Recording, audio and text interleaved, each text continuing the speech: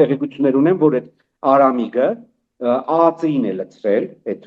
առաջնորդանից, ԱԱՑ-ն էլ մեծ հաճույքով այդ անպատվաբեր գործանում է, գոնե ամոթ ունենան ԱԱՑ-ականները ու չգնան ու չկատարեն այդ անպատվաբեր աշխատանքը, վերջիվերջո Աստված կա, իրանք շատ խիստ կպատրվեն։ ԱԱՑ-ն ինչ է արել։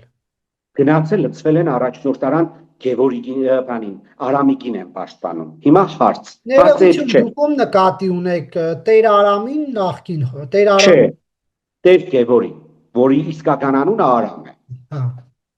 Ահա։ Հիմա հարց, ինքը մտածում է, որ այդ շենքն է, հա, իր իշխանությունը, շենքը չէ։ Իրան ոչ մի քահանա իր թեմից որքան գիտեմ չի միացել, ոչ մեկը։ Այ ինքը այդքան հարգանք ու պատիվ ունի։ Հələ Կջոյանը մի երկու հոգու բերեց, այն Սիոնը մի երկու հոգու բերել է, այն Արգիսիկ Քարամյանի Եղադրյալ Պապան մի երկու հոգու բերել է, մի քանիսը կան էլի այդպեսին դավաճաններ։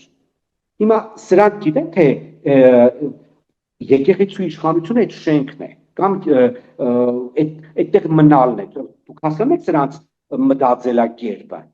Խնդիրը հետևյալն է, ես խորհուրդ եմ տալիս մեր քահանաներին շատ ակտիվ աշխատել ժողովրդի հետ։ Ամենօրյա ռեժիմով մտնել ընտանիքներ եւ քարոզել Հիսուսի եւ Աստծո նկատմամբ սեր եւ իրական քրիստոնեություն, որ իշխանությունը ոչ թե այդ շենքն է, որտեղ իրենք որպես առաջնորդներ նստում են, այլ իրականում իշխանությունը դա ժողովուրդն է եւ այն քահանաները, որոնք ծառայում են համապատասխան թեմերում։